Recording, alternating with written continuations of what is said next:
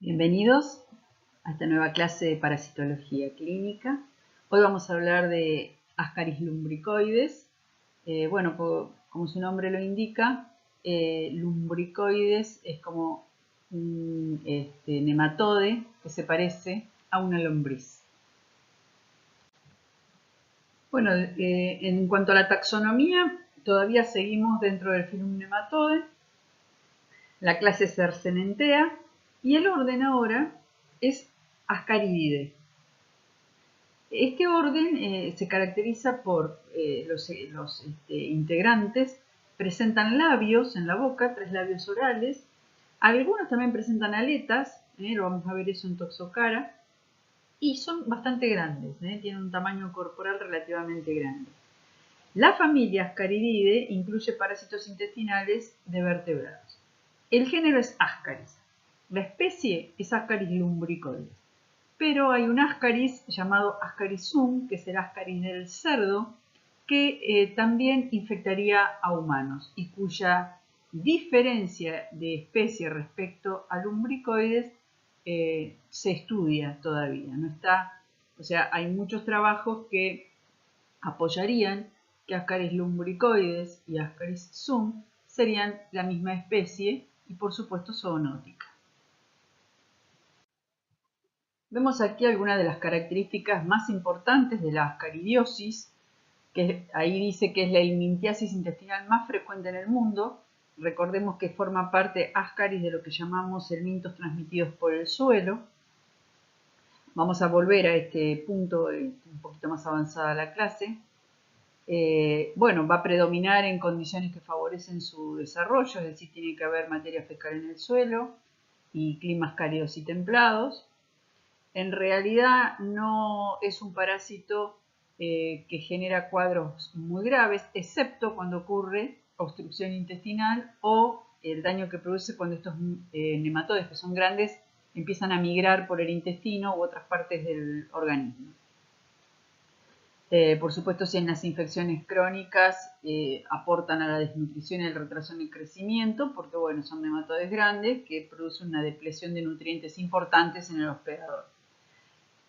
Otro punto que se destaca acá es algo que ya les adelanté, que SUM sería una causa común de infección en humanos. Y bueno, en los adultos no presentan, los adultos de los Ascaris obtenidos de seres humanos o obtenidos del cerdo, no presentan diferencias morfológicas detectables en el microscopio óptico. Sí hay algunas diferencias en el microscopio electrónico, pero tampoco se han encontrado grandes diferencias genéticas, ¿sí? Podrían ser la misma especie, Lumbricoides sesum, pero hasta tanto eso se resuelva, vamos a seguir informando Ascaris lumbricoides, teniendo presente que, por supuesto, el contacto con cerdos, si esos cerdos tienen Ascaris sum, pensar que, bueno, lo que estamos mirando podría ser un Ascaris de transmisión zoonótica.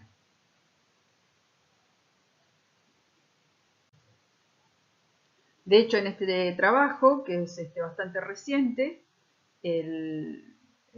los autores determinan una gran homología en las secuencias de nucleótidos y aminoácidos de estas dos especies, apoyando lo que les estaba comentando, que SUM y lumbricoides podrían ser la misma especie. Repito, hasta tanto esto esté, digamos, definido a través de la literatura científica, vamos a seguir informando Ascaris lumbricoides.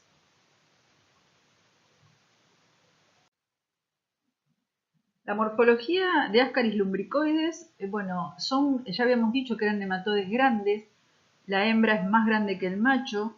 Fíjense que más o menos ranquea entre los 20 y 30 centímetros la hembra y el macho un poco menos. Son muy musculosos. Ellos utilizan esa musculatura para poder moverse en el intestino porque no se agarran, sino que están sueltos en el lumen intestinal y por lo tanto deben estar siempre luchando contra el peristaltismo para no ser eliminados. La hembra tiene un aparato reproductor que se abre como siempre en una vulva, que en este caso es ventral y que tiene un ano independiente. Y vamos a reconocer macho de hembra porque, macroscópicamente me refiero, porque el macho presenta el extremo posterior enroscado. ¿Ven acá? El extremo posterior como formando una pequeña C, plegado sobre sí mismo. Y bueno, además tiene unas espículas que utilizan la cópula, pero eso no se ve macroscópicamente. Sí, esa disposición del extremo posterior. Así que ahí podemos hacer dimorfismo sexual. Aclaro, porque la hembra no termina así curvada, sino que termina en una forma recta. Aquí podemos ver a un ejemplar de Ascaris, de lumbricoides. Ustedes me dirán si correspondería a un macho o a una hembra. En la mano puede ser un bioquímico, puede ser un médico. Y bueno, un poco esto representa también el tamaño relativo, ¿no? Para darnos idea de qué tipo de parásitos estamos hablando. En esta clase en particular vamos a ver algunas imágenes que no son agradables, que pueden afectar un poco la sensibilidad, pero bueno, nosotros somos trabajadores, estamos relacionados con la salud y hay algunas cosas que debemos ver y debemos tolerar. Siguiendo con la morfología, bueno, aquí hay unos esquemas. Estos parásitos tienen en el extremo anterior, ¿sí?, una boca con labios, que eso lo dijimos cuando hablamos de la taxonomía. Y ahora les voy a mostrar algunas fotografías electrónicas de cómo eso se dispone. Y bueno, esta figura acá les muestra la estructura interna de un Ascaris, que bueno, eso lo van a estudiar, pueden ver los esquemas. El tegumento es un tegumento estriado, cuando uno lo ve parece realmente un tegumento grueso y tiene una cutícula y una epicutícula. Y como dijimos, es altamente musculoso y muy fuerte. Esa boca que tiene 3 labios, los labios están finamente dentados. Ahora les voy a mostrar unas fotografías electrónicas donde eso se ve mejor. Cuando ustedes reciben un Ascaris, que eso puede suceder porque el paciente a veces se eliminan espontáneamente, o bien después de un tratamiento, cuando ven un Ascaris adulto, uno puede mirar a la lupa y distinguir este extremo anterior con estos 3 labios que les estoy mostrando. Esto es una fotografía electrónica de ese extremo anterior, donde se ven los 3 labios, uno superior y aquí 2 laterales. Y otra característica que tienen es que presentan una fina dentación, dientes muy pequeños, por supuesto entre esos labios. Ahora, esta es una observación en microscopía electrónica, pero en microscopía óptica uno ve estas estructuras en forma de labios, se ve perfectamente. No vamos a distinguir la dentición, pero sí vamos a ver los labios. Y esta es los labios, la boca de Ascaris zoom. En la microscopía óptica no vamos a poder encontrar diferencias. En la microscopía electrónica hay algunas diferencias respecto a los dientes, a la disposición de los dientes. Pero bueno, cuando nosotros lo veamos al ejemplar al microscopio óptico, no vamos a encontrar, no vamos a ser capaces de distinguir esas pequeñas diferencias. Bueno, y este es el ciclo biológico. Vamos a empezar a describirlo desde los adultos. Un paciente que tiene una ascariosis y que tiene en su intestino delgado machos y hembras de Ascaris, son de sexos separados, de manera que los adultos van a copular y van a poner huevos.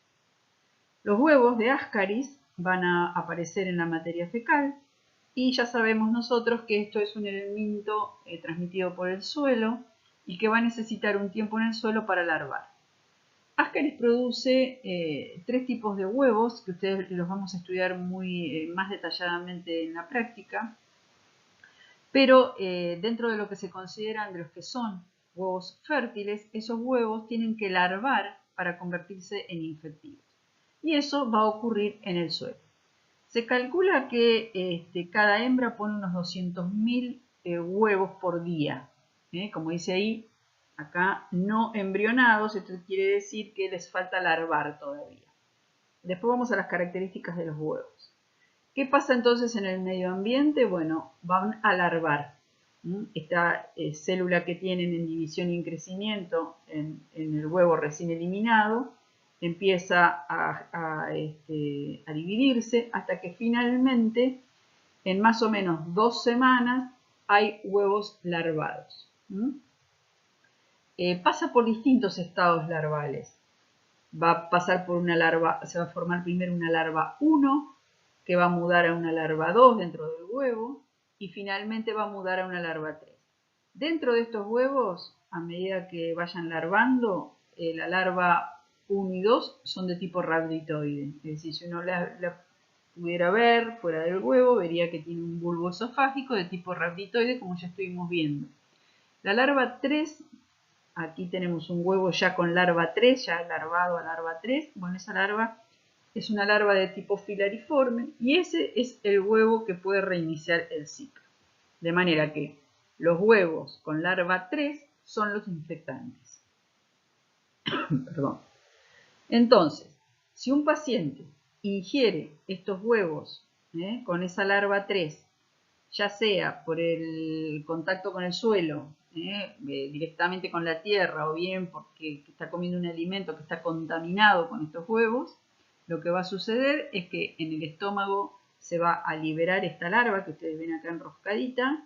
En el estómago se empieza a liberar, se empieza a romper esa cáscara de huevo, termina eliminándose definitivamente en el duodeno.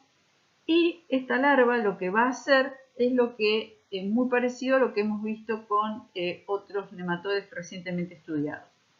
Lo que hace esta larva es atravesar la membrana intestinal, ganar la circulación y hacer el ciclo de Loos. O sea, lo que va a hacer es corazón derecho, la arteria pulmonar, meterse en los pulmones, estamos haciendo este circuito acá, en los pulmones. En los pulmones sigue madurando, pasa a larva 4, que muda a larva 5, ¿sí? La larva, en realidad esa larva 4 pasaría a larva 4 en los capilares pulmonares y a larva 5 en los alvéolos pulmonares. ¿Qué pasaba después en el ciclo de Loos? Bueno, las larvas ascendían por la tráquea y terminábamos deglutiéndolo y aparecían en el intestino, acá aparecen en el intestino donde terminan de madurar, logran el estado de adultos, machos y hembras, copulan, ponen huevos y se cierra el ciclo. Nuevamente, les repito, saber que el huevo tiene que estar larvado y ser una larva 3 infectiva es importante. Porque, por ejemplo, aquí no sería posible el circuito ano-mano-boca, ¿verdad? Necesitamos que haya una maduración en el medio ambiente. Puede ser el suelo, puede ser otro sustrato, pero digamos que el huevo que sale con la materia fecal de un paciente que tiene Ascaris no es inmediatamente infectivo. Eso es un dato importante. Y luego, conocer que las larvas deben ir mudando y deben madurar hasta llegar a adultos. Si no recuerdan exactamente larva 4, larva 5, que de hecho esta larva 5 fue postulada hace poco. En realidad antes se hablaba de una larva 4 en pulmón y casi todos los nematodes, como dijimos, pasan por 4 estados larvales.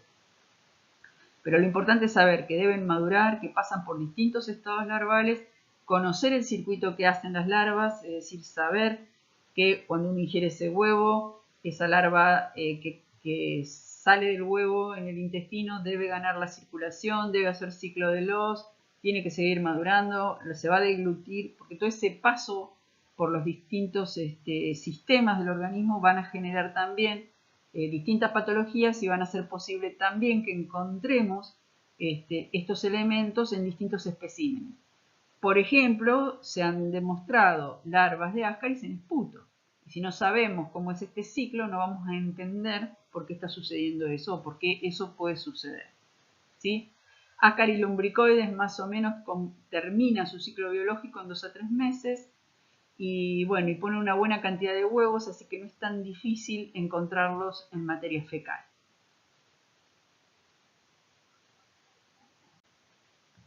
En el cerdo Ascarisum es exactamente lo mismo. Les muestro este esquema porque es idéntico. Una larva 3, o sea, un huevo larvado con larva 3, el cerdo se infecta, hace también ciclo de los y termina habiendo, después de madurar, adultos machos y hembras en intestino que copulan, la hembra pone huevos y esos huevos deben madurar en el ambiente para llegar a larva 3. Es exactamente igual. En esta diapositiva, que es del libro de Werner App, vemos un corte histológico de una larva en pulmón, que justamente es posible porque estos parásitos, como dijimos, hacen ciclo de los. Puede pasar, es muy extraordinario, pero puede pasar que algunas de las larvas, cuando están haciendo el ciclo de los, en lugar de entrar al pulmón y madurar en pulmón, sigan por circulación y o sea, no se metan en el pulmón, sigan al corazón izquierdo y por la aorta se dirijan a cualquier parte de la economía y generen implantación de larvas en otros órganos, ¿sí? Cerebro, vaso, placenta. Está descrito, pero es muy, muy excepcional.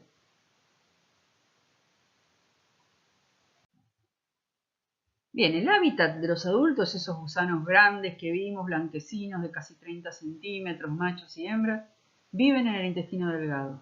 Y viven en el intestino delgado sin adherirse a la mucosa intestinal. Es decir, viven en el lumen, que ya lo dijimos también, que gracias a que tiene una potente musculatura, pueden soportar el impulso fisiológico de ser expulsados del intestino.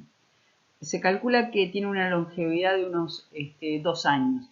En esta fotografía corresponde a una endoscopía donde se ve acá, no sé si lo alcanzan a ver, a un ejemplar de Ascaris dentro del intestino.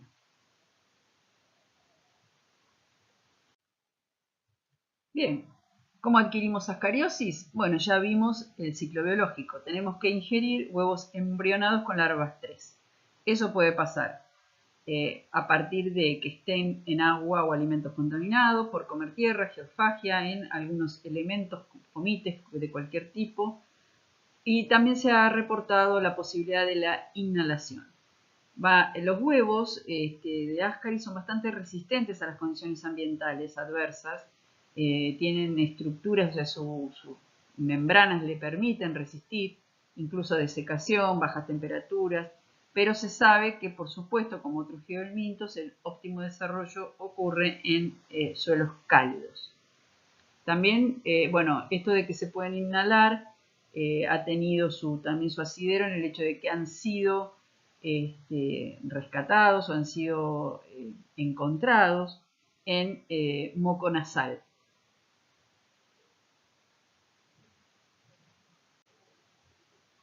Bien, y podemos preguntarnos, ¿es una parasitosis grave la ascariosis? Bueno, en general no. En general o es asintomático, tiene algunos cuadros gastrointestinales vagos en el sentido de que no pueden ser asociados a esta parasitosis en particular. Algunos dolores, a veces sensación de ardor, a veces diarrea, a veces constipación. O sea, cuadros intestinales variables y dispersos. Ahora, puede acompañarse también de cuadros respiratorios, o sea, hay niños que tienen, por ejemplo, cuadros de tipo asmatiforme relacionados con Ascaris. Ya sabemos por qué, ¿no es cierto? Hacen un cuadro en pulmón. También puede pasar que el hospedador se sensibilice por sustancias producidas por los vermes. Esto de tipo alérgico, de producir rash cutáneo, bueno, y también las crisis asmáticas con componente alérgico. Ya sabemos también que el ciclo de los se puede acompañar del síndrome de Loeffler, que es esa neumonitis pulmonar. Puede ocurrir perforación de la pared intestinal, son grandes, musculosos, potentes, pueden lastimar por daño mecánico. Se considera que son erráticos o curiosos, andan por el intestino y cuando hacen eso puede ocurrir que se metan en el colédoco y produzcan un síndrome coledociano, lleguen incluso a la vesícula biliar, conducto de Wilson, apéndice, o sea que produzcan oclusión por meterse en orificios. La gran movilidad también, esa que tienen, da salida, o da la posibilidad de la salida espontánea. Muchas veces Ascaris es eliminado espontáneamente. Es decir, el paciente siente que algo le sale por la boca, hay eliminación de Ascaris por la nariz y por supuesto eliminación espontánea por ano. El riesgo es cuando la carga parasitaria es muy alta, porque entonces pueden formar ovillos y producir oclusión intestinal. Y cuando eso sucede, vamos a ver ahora después unas fotos, eso es muy grave porque terminan en el quirófano, en general son niños, en los que hay que, no se puede eliminar la oclusión por tratamiento y terminan en un quirófano con una cirugía gastrointestinal. Por supuesto también puede haber algunas infecciones bacterianas asociadas a esta movilidad que tienen los Ascaris. Como les digo, no es raro que se eliminen espontáneamente. Nosotros siempre contamos la anécdota de una persona que se acercó a la cátedra, que soñó que comía tallarines y bueno, que a la mañana siguiente tenía sobre su mesita de noche un ejemplar de Ascaris. Bueno, evidentemente ahí soñó algo, no alcanzó a despertarse y bueno, se lo sacó de la boca en un estado de somnolencia que ni siquiera recuerda, ¿no? Que, bueno, por ahí es mejor porque se hubiera pegado, se hubiera asustado mucho seguramente. No es extraño que esas cosas pasen. Bien, en estas diapositivas que empezamos a ver lo que les decía, que algunas imágenes no eran agradables, estamos viendo a la izquierda una desparasitación de una parasitosis masiva por Ascaris. En este caso, ¿no es cierto?, no fue necesario una cirugía, pero fíjense que aquí hay una obstrucción intestinal y bueno, esto es un intestino que tuvo que ser seccionado para poder abrir la obstrucción. Esto está lleno de Ascaris, ¿no?, para poder eliminar la obstrucción. Y en este otro caso se ve a un paciente donde los Ascaris están saliendo espontáneamente, es un chiquito que fallece. Eso también se ve, es decir, cuando un paciente tiene Ascaris y está, por ejemplo, en terapia intensiva o está en una situación de agonía, los Ascaris suelen salir. ¿Hay alguna explicación relacionada con qué sentirían las diferencias en los niveles de oxígeno? Es decir, no sé. O sea, no está muy claro qué es lo que sucede ahí, pero sí se ha observado muchas veces que en los pacientes moribundos con Ascaris, los Ascaris se eliminan espontáneamente. Bien, ¿cómo vamos a hacer el diagnóstico? Bueno, ya sabemos unas cuantas cosas. Sabemos que va a haber huevos en materia fecal, sabemos que estos parásitos se pueden eliminar espontáneamente. De manera que puede suceder que tengamos que identificar estos adultos eliminados, que aparezcan en la materia fecal o que los traiga el paciente. Recuerden siempre que si hay un parásito que debe ser llevado al laboratorio, le deben decir al paciente que lo ponga en agua, nunca en alcohol, porque se deshidrata, no van a ver nada después. La otra forma diagnóstica, por supuesto, la más común, es el hallazgo de huevos en materia fecal, los distintos tipos de huevos de Ascaris, ahora los vamos a ver. Mamelonados, decorticados, infértiles, así hay una morfología ahí típica. Si solo hay hembras, los huevos que veremos serán de tipo infértil. Si solo hay machos, porque hay parasitosis que cursan o con muy pocos ejemplares o con un ejemplar. Si la infección es causada por machos, no vamos a encontrar huevos. De hecho, nos ha sucedido no hace mucho una paciente que era de acá de Bahía Blanca, eliminó espontáneamente un Ascaris, lo trajo y no pudimos encontrar huevos en materia fecal. O sea, evidentemente era el único ejemplar, el ejemplar que trajo era un ejemplar macho y bueno, estaba parasitada evidentemente por un solo ejemplar, como les digo.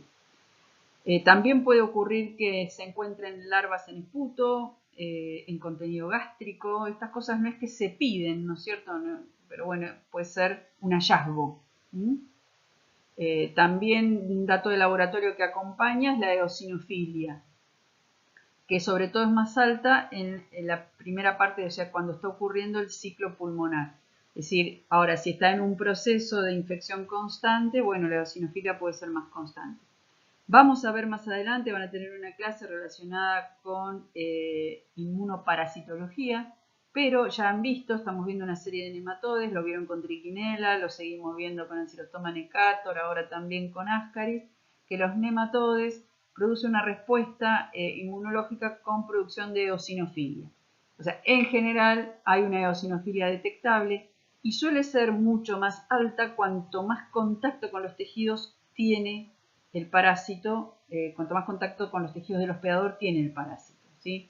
O sea, por ejemplo, vieron que en triquinelosis es alta, una eosinofilia en general en la mayoría de los pacientes, vuelvo a repetir, no siempre, en la mayoría, estas cosas ya sabemos que no podemos dar absolutos, o sea, siempre nos manejamos con lo que es más frecuente. Además también depende de la carga parasitaria y muchas cosas en juego. Pero en general, los nematodes que tienen cierta invasión de los tejidos, por ejemplo, los que hacen el ciclo de Loss, como en este caso, en el laboratorio se va a acompañar de cierto grado de eosinofilia. La eosinofilia es para el médico un marcador de parasitosis, o sea, como un determinante. Si recibe como es un resultado del laboratorio de un paciente que tiene una eosinofilia, va a pensar o que está en un proceso alérgico o que puede ser un parásito, ¿sí? Así que están muy asociadas. Lo vamos a ver un poco más adelante, pero ya es bueno empezar a hacer referencia a esto porque así lo asocian y no lo tienen que recordar de memoria, sino que tiene que ver con la respuesta inmunológica. Vemos aquí los distintos tipos de huevos. Los vamos a separar básicamente en fértiles, ¿no es cierto? En fértiles e infértiles. Los fértiles son un poco más chicos, los infértiles son un poco más grandes, o sea, el diámetro mayor es más grande y están como más elongados, ¿sí? No me detengo en esto, lo van a ver en la práctica, lo único que les digo es que dentro de los fértiles hay mamelonados o decorticados. Los mamelonados tienen justamente mamelones, que significa que tienen acá afuera toda una cubierta de tipo albuminoide, así, toda una cubierta así como la que ven acá. Yo ahora me entretuve dibujando. Bien, que se le es aportada al huevo en el útero materno. De manera que entonces ustedes van a encontrar huevos más mamelonados, menos mamelonados o no mamelonados. Y cuando no están mamelonados son decorticados. ¿Qué es esto? Ven que queda expuesta la membrana media, que es esta. Es lo que ven como externa, ¿sí? Estos dos tipos de huevos son fértiles. ¿Qué quiere decir eso? Que en las condiciones adecuadas medioambientales van a llegar a larva 3 y van a ser infectivos. Estos huevos son infértiles, es decir, acá ustedes van a ver, cuando los miren al microscopio, una serie de gránulos muy marcados, de distinto tamaño, groseros. Es casi como que se ve que eso no está vivo. Parecen, hasta tienen un aspecto medio cristaloide. Y no tienen buenos, o sea, no es que están mamelonados en el sentido de tener tanta capa aluminoide, pero tienen algo que generalmente está en los polos y le da como un aspecto medio cuadradito, medio cuadrado en esos polos, en general. Algunos huevos infértiles son de morfología muy extraña, ovalados y con una serie de gránulos en su interior. Pero bueno, esta característica de los extremos generalmente truncados, ¿sí? Así como truncados y con los mamelones puestos como haciendo dos esquinas, es bastante característico de los huevos infértiles. Los huevos infértiles carecen de la membrana vitelina y, por supuesto, aunque estén en las condiciones ambientales adecuadas, nunca van a desarrollar una larva 3. Bueno, el tratamiento, seguimos con los nematodes, así que salbendazol, mebendazol, la nitazoxanida también funciona. Cuando hay obstrucción intestinal, eso bueno, requiere o un tratamiento especial que ahora les muestro, o muchas veces cirugía, como ya vimos. La OMS hace tratamientos masivos como un método para bajar la tasa de alimentos transmitidos por el suelo, tanto en edad escolar como en preescolares. Y bueno, individualmente y bueno, también como educación sanitaria hay que evitar la geofagia, hay que lavar muy bien verduras, consumir agua potable, no defecar a cielo abierto, pero estas son profilaxis generales, ¿no es cierto? Pero bueno, por supuesto muy aplicables en este caso particular de un geohelminto. Simplemente a modo como de información, en los casos, les cuento que en los casos de obstrucción, a veces lo que se intenta es en una primera etapa dar algo que se conoce como un ascariostático, es decir, algo que hace que no se muevan más, que se estabilicen, y en una segunda etapa se hace el tratamiento con mebendazol o nitazoxanida y con aceite mineral o vaselina como una forma de purgado. Esto es una práctica de manejo médico, pero cuando es posible se aplica y es para evitar llegar al quirófano, ¿sí? Bueno, cuando esto no puede hacerse, vemos los casos de cirugía intestinal. Esto siempre es cuando hay muchos parásitos, o sea, ovillos de parásitos, o sea, cuando hay obstrucción. Por ejemplo, en esta fotografía vemos una cantidad de ascaris eliminados por un niño, después de hacer un tratamiento pertinente. O sea, un montón, ¿no? Parecen tallarines. Respecto a lo que les contaba del tratamiento, por ejemplo, en el África subsahariana, ¿sí? En el sudeste de Asia, centro de Sudamérica, donde la tasa de infección por helmintos transmitidos por el suelo es muy alta, la Organización Mundial de la Salud hace tratamiento masivo, que es algo que yo ya les he ido contando. Hay millones de personas infectadas, se calcula 2.000 millones de personas y de ellos unos 300 millones son niños en edad preescolar. Entonces, bueno, la Organización Mundial de la Salud indica este tratamiento masivo, esto es algo que se puede discutir, pero bueno, emite después estas guías, como les estoy mostrando, y esta es la última que sacó al respecto. Ellos lo que dicen es, o digamos lo que hacen, es dar tratamiento farmacológico periódico sin diagnóstico individual, es decir, no es que analizan si esos chicos están o no parasitados. Se le da a todas las personas en situación de riesgo que vivan en zonas endémicas, en general en niños, lo hacen en escolares y preescolares. Y administran cómo dan ese tratamiento de acuerdo a la prevalencia que se considera en el lugar. Si supera el 20% se da un año y 2 veces al año si la prevalencia supera el 50%. Bueno, lo que está puesto arriba en el primer punto es los geohelmintos con trascendencia, o sea, los que son importantes médico-sanitariamente, que ya sabemos cuáles son, ¿sí? Porque lo vimos al principio,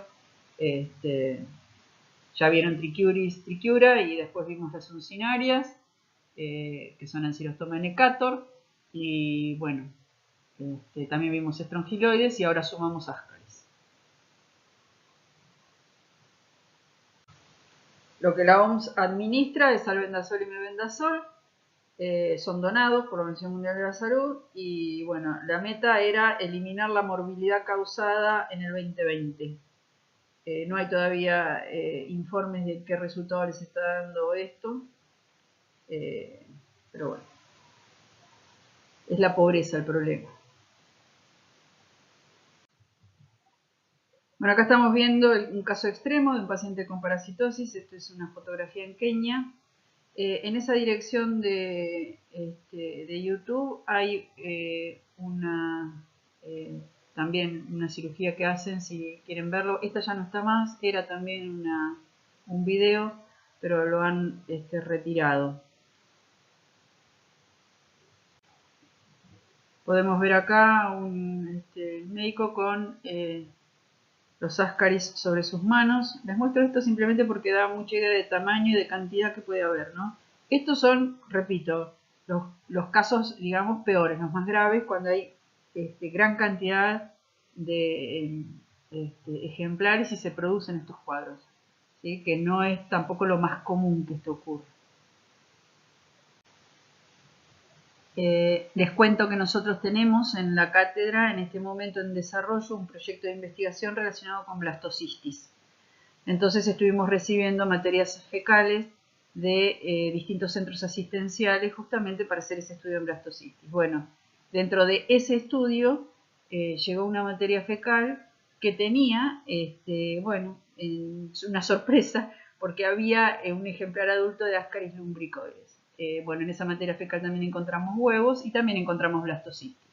Lo que les quiero contar es que el domicilio era una niña y el domicilio era Chiclana al 2200. Esto es a unas cuadras de la terminal de ómnibus aquí en Bahía Blanca. No registraba salidas fuera de Bahía Blanca.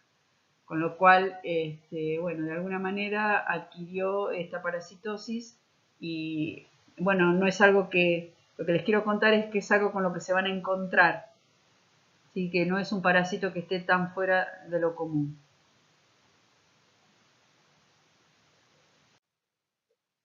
Este caso corresponde a un paciente internado en terapia intensiva que elimina espontáneamente un Ascaris lumbricoides por nariz.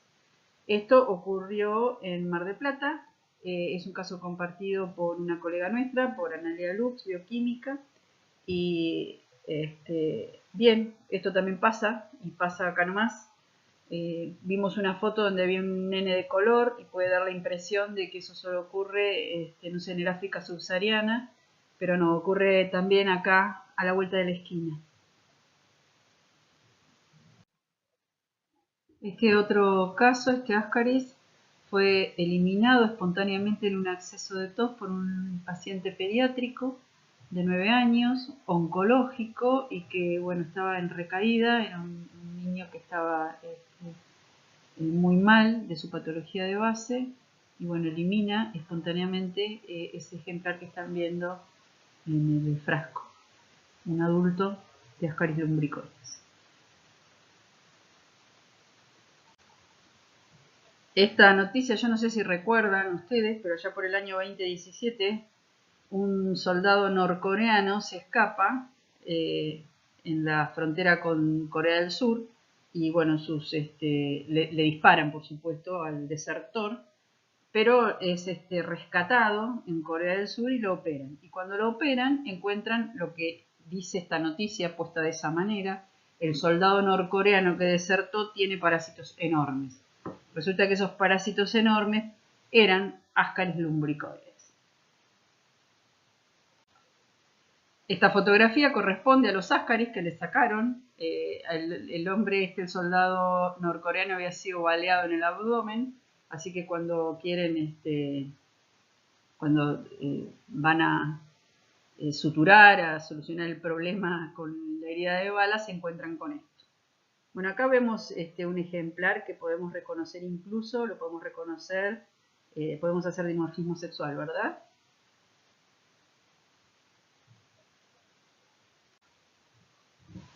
Bueno, por supuesto hicieron una conferencia de prensa con este tema porque además, bueno, aprovecharon para hablar más de Norcorea, que bueno, digamos que Norcorea tira letra, ¿no? También para eso. Bueno, y en ese momento también entonces se supo que, bueno, aquí ven a Kim Jong-un, que en este momento es noticia porque no se sabe qué le pasa, si está vivo, si está muerto, es todo un enigma. Pero parece que Kim Jong-un lo que había recomendado a los agricultores es que utilicen excremento humano, ellos lo llaman, bueno, se conoce así como tierra de la noche, para abonar sus campos.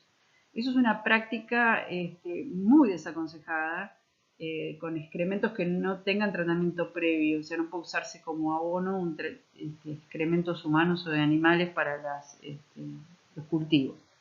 Y bueno, por supuesto se especula con que esta recomendación también ha favorecido que aumenten los casos de parasitosis en